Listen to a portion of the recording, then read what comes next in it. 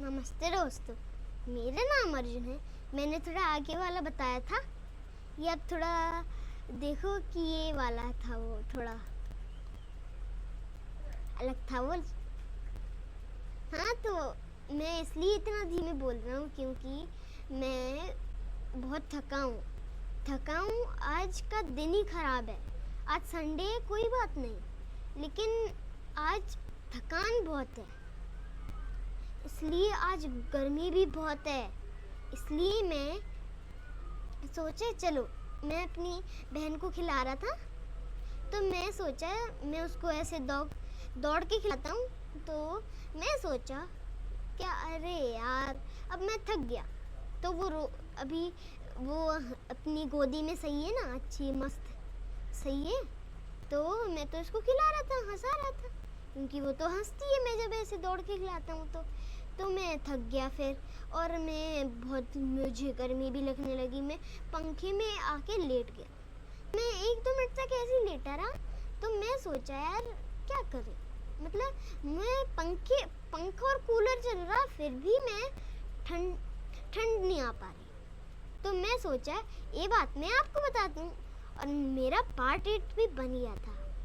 कल बहुत रात को बना था, 1-2 बजे बन गया था। मैं भी बहुत लेट उठा हूँ। पार्ट 8 में बन गया था, फिर भी मैंने देर लगाई क्योंकि 1-2 बज रहा था रात का, इसलिए मैं नहीं बनाया। हाँ, तो आज हम पार्ट 8 करेंगे। अभी भी आवाज़ धीमी बोला। English speaking course part 8। Do you speak English speaking course part 8 में आज हम सीखेंगे सिंगुलर एंड प्लूरल के बारे में, और साथ ही इंग्लिश ग्रामर की कुछ छोटी छोटी बातें और बेसिक जानकारियाँ। Sentence, subject, verb, objective part. Subject, predicate, verb, objective part.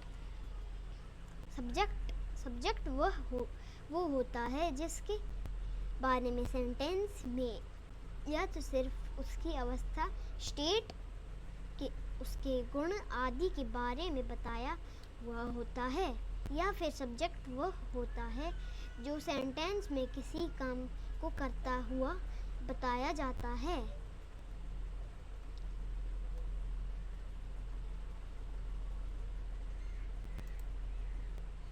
Verb वह होता है जिसके माध्यम से सब्जेक्ट के द्वारा किए जाने वाले कार्य या सब्जेक्ट की अवस्था, स्टेट के बारे में जानकारी मिलती है। वर्ब्स के प्रकारों में एक प्रकार है ऑक्सिलरी वर्ब्स, जैसे कि is, am, are, was, were, has, have, had, will आदि। और भी हो सकते हैं आदि, मतलब etcetera, ACT, etcetera. Auxiliary verbs ये बताती है कि सब्जेक्ट के द्वारा किए जाने वाले कार्य या सब्जेक्ट की अवस्था, स्टेट किस समय में है। हाँ, ये तो पता है। पहले आता है पास्ट, देखो ये है, ये उसके बाद यहाँ पड़ा, उसके बाद यहाँ पड़ा, मतलब ये है पीछे का पास्ट, और ये है अभी हो रहा है, और ये है फ्यूचर। मतलब हमें पता नहीं है फ्यूचर में क्या होने वाला। मैं भी सोच रहा था मैं करूँ, मैं वीडियो बनाऊँ या नहीं। अब मैं वीडियो बना रहा हूँ, मुझे थोड़ी ना पता था कि मैं वीडियो बनाऊँगा। मैं बना रहा हूँ तो प्रेजेंट आ रहा है।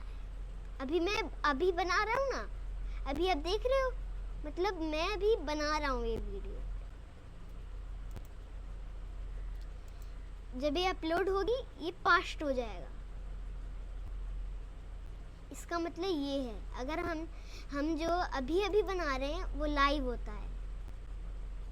ऑब्जेक्टिव पार्ट, वर्ब के बाद जो भी आता है वह ऑब्जेक्टिव पार्ट होता है। हाँ, अब ये आया वर्ब के बाद, जैसे देखो वर्ब हमने वहाँ पे पढ़ा था, is, am, are, was, were, है, has, had, have, had, will आदि पढ़ा था। तो इन और भी सभी के बाद अगर आता है तो वो ऑब्जेक्टिव पार्ट होता है। नाउन किसी भी व्यक्ति, किसी भी स्थान या किसी भी वस्तु का नाम नाउन कहलाता है। नाउन दो प्रकार के होते हैं। Noun is the name of person, place, thing और एनिमल। मेरे पापा ने सिखाया था।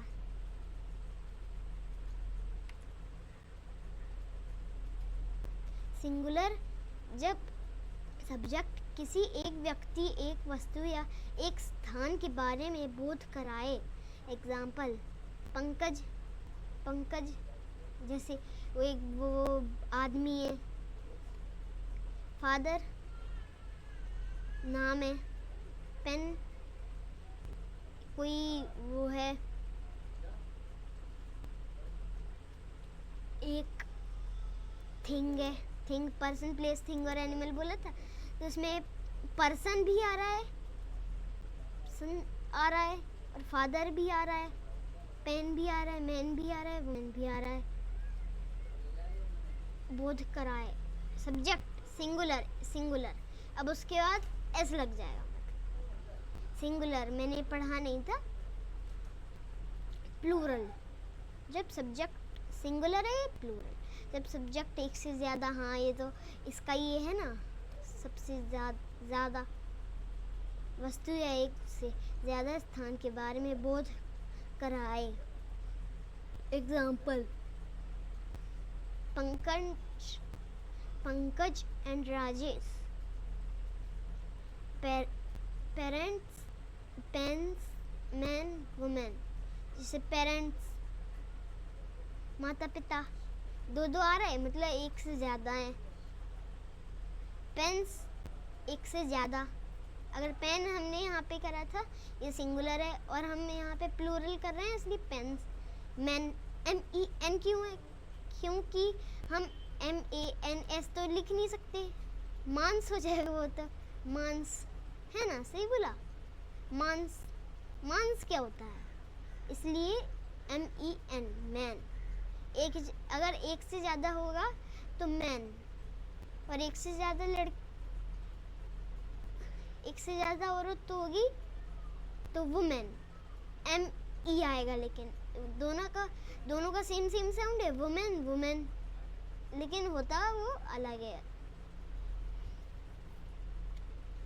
तो आप ये पूछोगे ना कि अब क्या है, क्या पूछ क्या रहे हो, ई है या फिर ए है?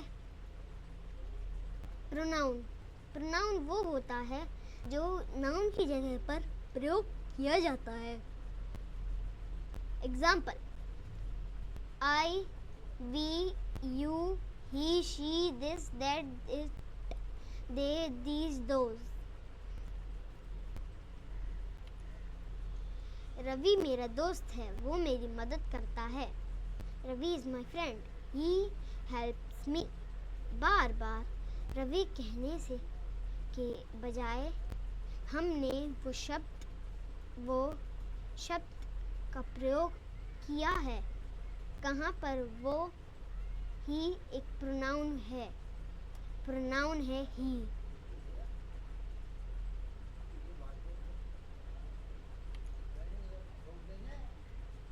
अब नीचे दी गई दोनों टेबल्स में को देखिए, वीडियो में बारीकी से समझाया गया है। अब मैं ये बता रहा हूँ, देखो आपको मेरा ये माउस का अलग सिंबल दिख रहा, ये इसलिए तो टेबल है। टेबल हमने ऐसे बनाई है इंसर्ट में करके। Person, first person, second person, third person. First person में क्या आता है, सिंगुलर में आई आता है। I will understand you, 1 + 1। We,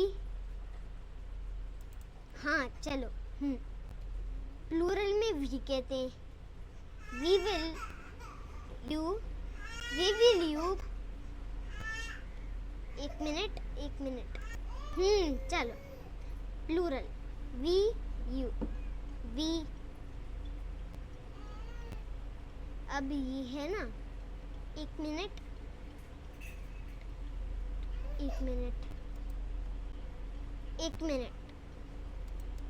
हाँ थोड़ी कुछ गड़बड़ हो गई थी।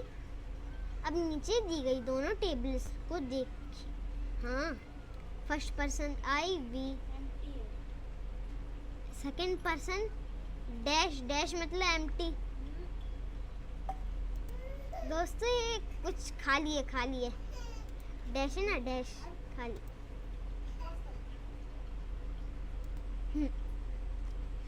ये खाली है सिंगुलर में सेकंड पर्सन में खाली है, प्लूरल में सेकंड पर्सन में यू है, थर्ड पर्सन सिंगुलर में he she this that it, singular noun plural noun singular pronoun singular में, प्लूरल में they these those, plural noun plural pronoun.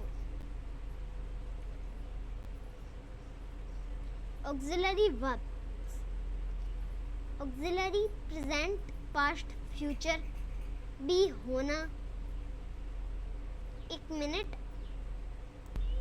ऐसे आपको भी ये ऑक्सिलरी वर्ब समझ में नहीं आ रहा होगा, तो चलो आगे वाली स्लाइड में देखते हैं कि क्या होगा। ये समझाया है ऐसे, ये ऑक्सिलरी वर्ब्स बी होना, प्रेजेंट इज 3S MIRR। देखते हैं, please note 3S means third person singular subject. दोस्तों हम कुछ कर नहीं सकते, हम इसमें से ऐसे देख लेते हैं ना इसका मीन्स क्या होता है, तो हम देखेंगे। Auxiliary verbs be do have, लेकिन हम पहले बी का देखेंगे। प्रेजेंट पास्ट फ्यूचर, प्रेजेंट मतलब मैं अभी हो रहा है। अगर हमें प्रेजेंट में करना है ऑक्सिलरी वर्ब बी का, तो हम बी नहीं लिखेंगे प्रेजेंट में, इज एम और आर। अरे ये 3S क्या है, 3S मीन्स वो, please note 3S means third person singular subject. तो ये तो थर्ड पर्सन का हो गया। एम आई का नहीं दिया यहाँ, मतलब ये समझ लो कि आई मतलब जैसे फर्स्ट पर्सन के लिए, जैसे आई एम अर्जुन, सबसे पहले आई यूज हो रहा, इसलिए I am Arjun. Are means rest और सब्जेक्ट टाइप्स। अच्छा, आर मतलब सभी प्रकार के,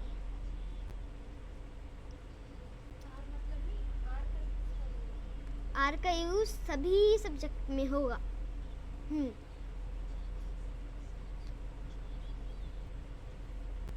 अब चलो हम पास्ट का करते हैं। अब हम पास्ट में इज एम आई आर तो नहीं लगाएंगे और बी भी नहीं लगाएंगे, इसमें अलग दिया है। वॉज एस मतलब एस मीन्स सिंगल और P means plural. Was singular, were plural, was singular were plural. अब फ्यूचर का देखते हैं। विल बी, ऑल नहीं दिया यहाँ, क्योंकि हमें तो यहाँ से पता चल रहा है ना कि सभी, ऑल सब। डू करना। अब यहाँ पे प्रेजेंट दिया है, तो और डज होगा थर्ड पर्सन में, प्रेजेंट में थर्ड पर्सन में। प्रेजेंट मतलब अभी हो रहा है, पास्ट मतलब जो बीता हुआ कल, और फ्यूचर होता है आने वाला है, मतलब आने वाला है ना, आने वाला है, हमें नहीं पता आने वाला है।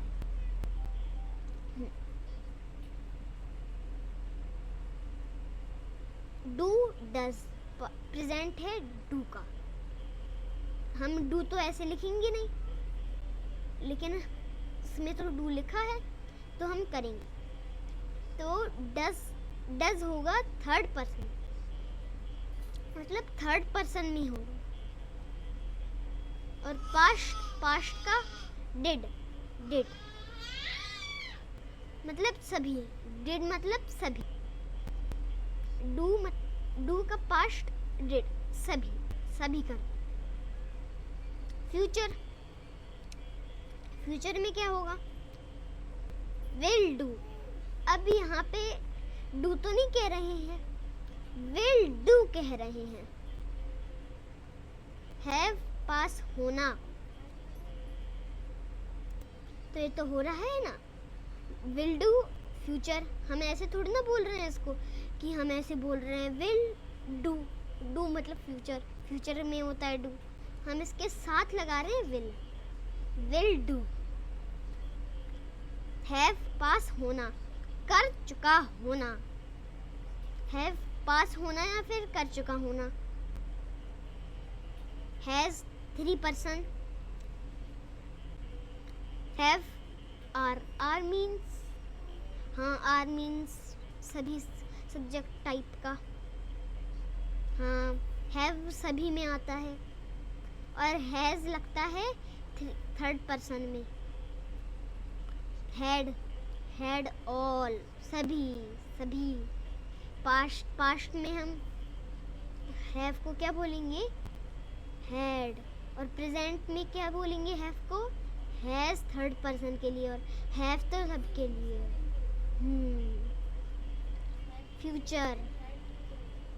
फ्यूचर में हम हैव को कैसे यूज करेंगे, अगर हम स्पीक कर रहे हैं तो कैसे बोलेंगे, फ्यूचर में विल हैव। फ्यूचर का मतलब अगर किसी भी सेंटेंस में फ्यूचर की बात हो रही हो तो हम हैव की जगह पर विल हैव का यूज करेंगे। और पास्ट में हैड, प्रेजेंट में हैज थर्ड पर्सन, और हैव सभी में। प्लीज नोट, हाँ 3s means third person singular subject, r means rest all subject types, s mean singular, p means plural, all means all the subject type. मुझे all से पहले से ही पता था क्योंकि ऑल तो सभी होता ना। इस मतलब ये हुआ कि इसका प्रयोग होता है थर्ड पर्सन सिंगुलर के साथ। He, she, this, that, it, singular noun, singular pronoun. Am का प्रयोग होता है फर्स्ट पर्सन सिंगुलर के साथ। आई, आर का प्रयोग होता है सभी प्लूरल के साथ। We, you, they, these, those, plural noun, plural pronoun. एक मिनट। वॉस का प्रयोग होता है सभी सिंगुलर के साथ। I, he, she, this, that, it, singular noun, singular pronoun. Were का प्रयोग होता है सभी प्लूरल के साथ। We, you, they, these, those, plural noun, plural pronoun. Does का प्रयोग होता है थर्ड पर्सन सिंगुलर के साथ। He, she, this, that, it, singular noun, singular pronoun.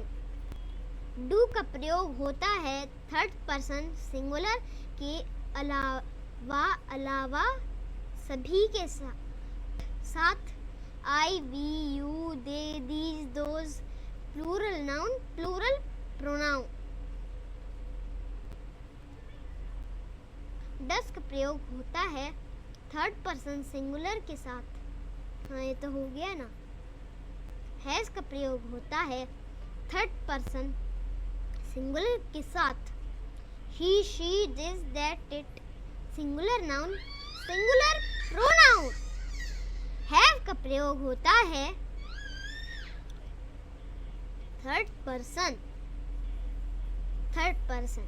Singular के अलावा सभी के साथ I, we, you, they, these, those, plural noun, plural pronoun. ये कैसा आ गया? Singular plural, singular plural. Did का प्रयोग होता है सिंगुलर और प्लूरल दोनों के साथ। हैड का प्रयोग होता है सिंगुलर और प्लूरल दोनों के साथ। विल बी का प्रयोग होता है सिंगुलर और प्लूरल दोनों के साथ। विल डू का प्रयोग होता है सिंगुलर और प्लूरल दोनों के साथ। विल हैव का प्रयोग होता है सिंगुलर और प्लूरल दोनों के साथ। दोस्तों, अगर कोई भी ये स्किप कर रहा है तो वो प्लीज़ मत करिए, वरना आपको ये पार्ट 8 समझ में नहीं आएगा। इसलिए मैं आपको ये कह रहा हूँ, वरना आप फिर ये कहोगे कि कुछ समझ में नहीं आया। अपने मन में कहोगे इसने कैसी वीडियो बनाई है, कुछ समझ में नहीं आया। इसलिए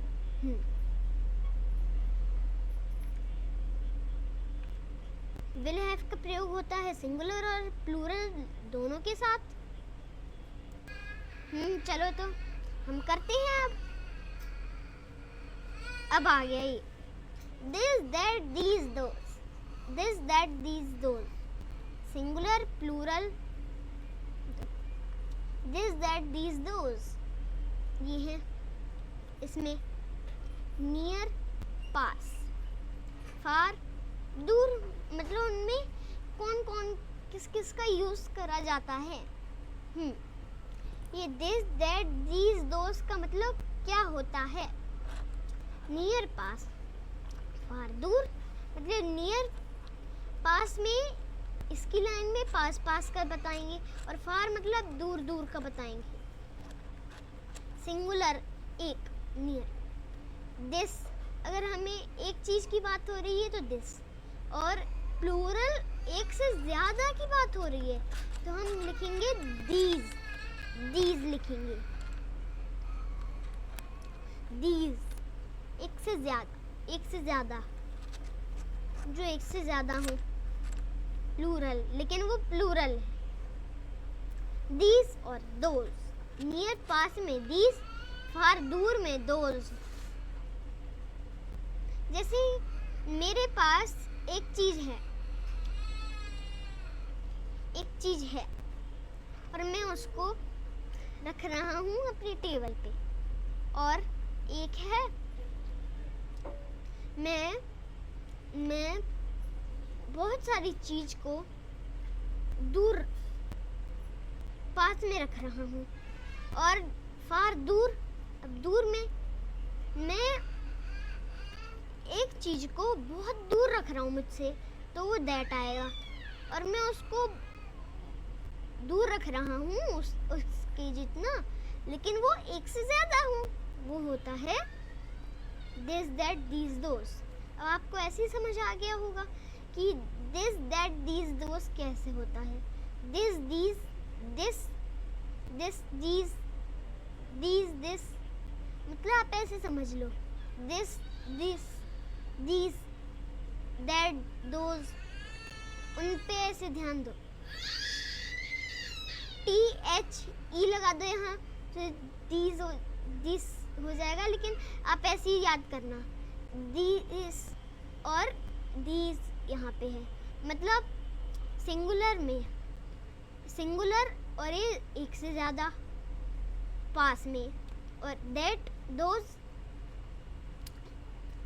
दूर हैं, एक हैं, ज़्यादा हैं। दिस जब पास हो और एक हो, पास हो और एक हो। मैं ऐसे समझाने की कोशिश कर रहा था आपको ये, तो यहाँ पे तो ये दे दिया।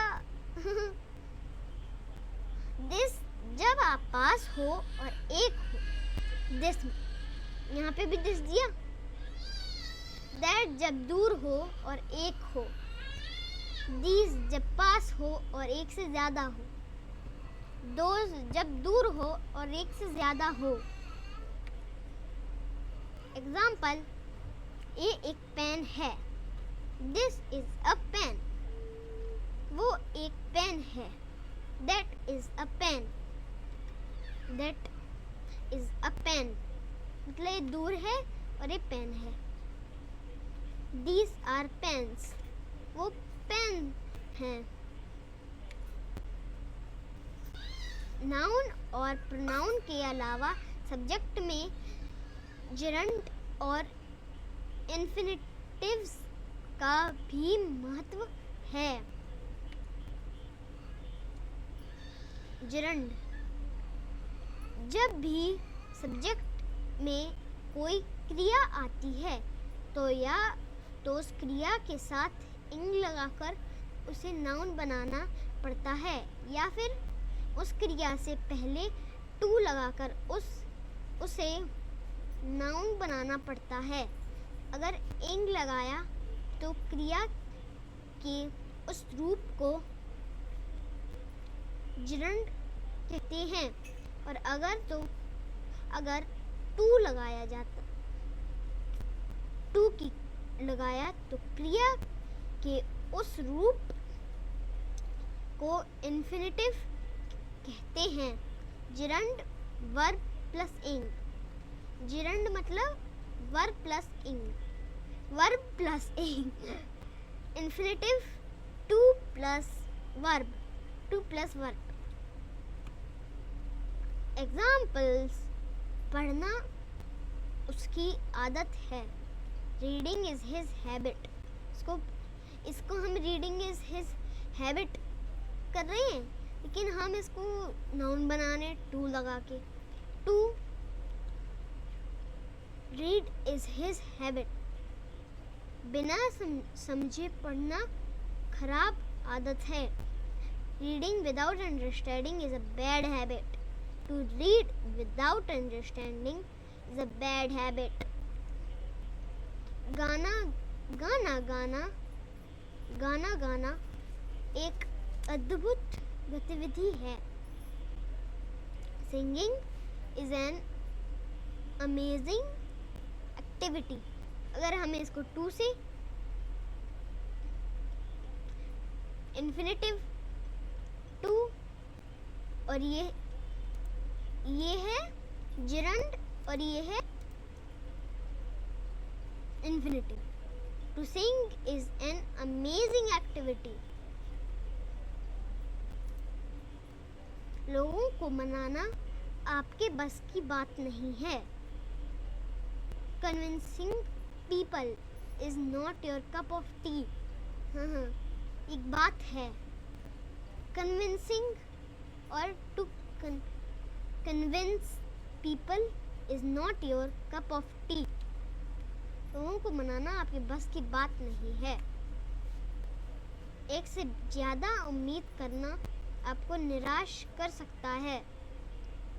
Expecting too much can disappoint you. To expect too much can disappoint you. ये है जिरंड, ये है टू वाला, इन्फिनिटिव है एक्सपेक्ट, इंग वाला जिरंड है।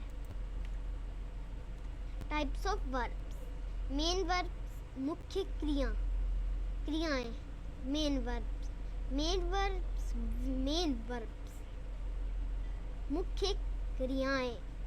अक्सर उन्हें कहते हैं जो किसी न किसी कार्य की जानकारी देती है, जैसे थिंक सोचना, मिस याद करना, प्ले खेलना, ईट खाना, ड्रिंक पीना, टीच पढ़ना, एक्सेट्रा।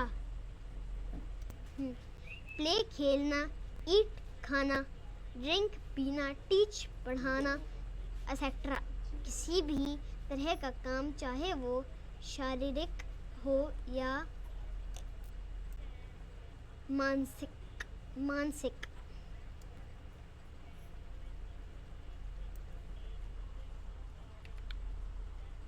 हालांकि ये भी ध्यान रहे कि जिन वाक्यों में इस तरह की शारीरिक या मानसिक तरह से होने वाली क्रियाएं नहीं होती हैं, यानी कि ऐसे सेंटेंसेस जिनमें इस तरह की कोई भी क्रिया नहीं होती, उन सेंटेंसेस में ऑक्सिलरी वर्ब्स को ही मुख्य क्रिया मेन वर्ब कहा जाता है।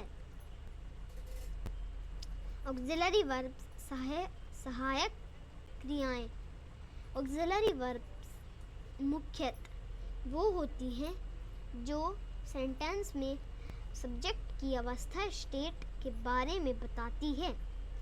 इन क्रियाओं की मदद से हम जान पाते हैं कि सब्जेक्ट किस टाइम पर किस अवस्था में है या कोई कार्य कर रहा है। प्रेजेंट में, पास्ट में या फ्यूचर में ऑक्सिलरी वर्ब 3 तरह की होती है: बी, डू और हैव। ऑक्सिलरी वर्ब्स ये हमने पढ़ लिया था ना, फिर से पढ़ते हैं इसको, फिर से एक और बार पढ़ लेते हैं इसको। ऑक्सिलरी वर्ब्स क्या है? बी होना। आपको इतना समझाने की ज़रूरत नहीं है, इसलिए मैं कह रहा था स्किप नहीं करना, वरना आप नहीं समझ पाओगे। बी होना, ऑक्सिलरी वर्ब्स बी होना, ये फर्स्ट वाला है। प्रेजेंट में क्या बोलेंगे, यूज़ करेंगे बी को? इज थर्ड पर्सन में, am I first person, I are सभी में। पास्ट में क्या यूज करेंगे बी को? Was, S. वर, वॉस मतलब सिंगुलर, वर मतलब प्लूरल। अगर मैंने वॉस और वर बोला होता, जो स्किप करे होते, तो वो नहीं समझ पाते कि क्या है। फ्यूचर विल बी, सभी, विल बी मतलब सभी। फ्यूचर में अगर हमें बी को बोलना है तो सभी, विल बी। डू करना, do, does, did, all. Do करना, प्रेजेंट में क्या बोलेंगे डू को? डू, डू तो डू। डज, डज मतलब third person, does third person में। डिड सभी, पास्ट में हम डू को बोलेंगे डिड, सभी। फ्यूचर में विल, डू, सभी। हैव, पास्ट, होना, कर चुका होना। हैज, 3 पर्सन, हैव, आर, सभी में। अगर हमें हैव को बोलना है प्रेजेंट में, तो हम कैसे बोलेंगे? हैज थर्ड पर्सन में और हैव सभी में। पास्ट में हमें अगर हैव को बोलना है तो हैड, सभी में। फ्यूचर में अगर हमें हैव को होना है तो विल हैव, सभी। हमने टेस्ट के लिए करा था कि आपने वीडियो स्किप तो नहीं करी। अगर ये है, अगर जिसने भी ये पहले का पढ़ा है तो कमेंट में बताना कि आपको ये 3S, S,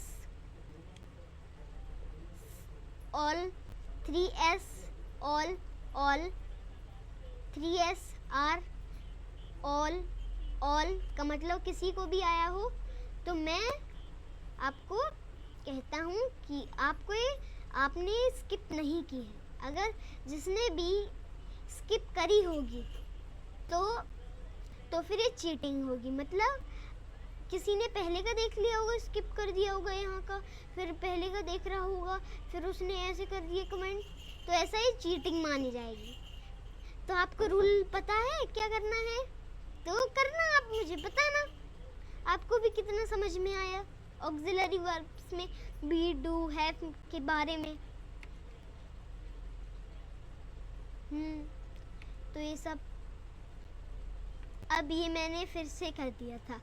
हाँ, कि जिसने भी पहले का नहीं देखा हो तो वो मेरे साथ पढ़ ले।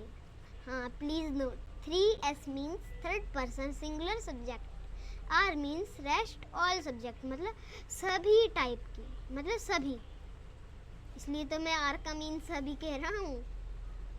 S मीन्स सिंगुलर, P मतलब प्लूरल, ऑल मीन्स सभी, ये तो पता है ना ऑल का meaning. Model auxiliary verb, models ऐसी सहायक क्रियाएं होती हैं जिनका प्रयोग वाक्य में मुख्य क्रिया के साथ किया जाता है। इसको अलग चैप्टर में विस्तार से समझेंगे। Example can, could, should, would, must, make, might, shawl. क्योंकि ये बहुत लंबी हो रही है, आप देख सकते हो यहाँ से 36 मिनट की हो गई है, कितना लंबा है, इसलिए मैं आपके लिए ऐसा कर रहा हूँ कि आपको इतनी लंबी ना देखना पड़े, इसलिए मैं 33 मिनट की बनाता हूँ। अब 40 होने वाले हैं, शायद 36 हो गए हैं, तो मतलब 4 मिनट और बाकी हैं, उसके बाद ये वीडियो पूरी 40 मिनट की हो जाएगी।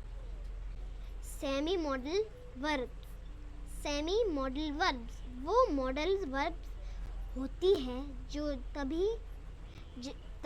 कभी तो मॉडल वर्ब्स की तरह काम करती है और कभी सेंटेंस की मेन वर्ब्स की तरह काम करती है।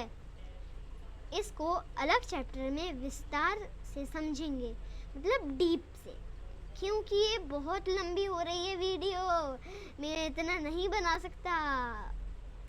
यूज्ड टू, डेयर, नीड, मैं इतनी लंबी क्यों इसलिए नहीं बना पा रहा हूँ, मैं एक तो इतनी ज़्यादा कन्वर्सेशन कर रहा हूँ और आपको समझा भी रहा हूँ, और जो वीडियो में लिखा है वो भी बोल रहा हूँ, और स्लाइड बनाई है जो, वो भी स्लाइड कर रहा हूँ।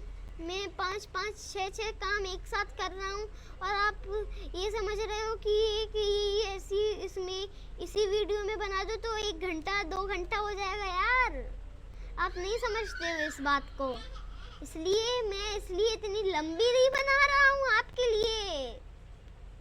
तो दोस्तों, आपको ये वीडियो अच्छी लगी तो लाइक, सब्सक्राइब और शेयर करना। Thanks for watching. ये बहुत मेहनत से बनी है, आप स्टार्टिंग का देखना कितनी मेहनत से बनाई है। हाँ, आप स्टार्टिंग से अभी आप स्टार्टिंग का सुनो, मैंने कहाँ से कहाँ तक करा है। हाँ, कितना लंबी वीडियो बनाई है।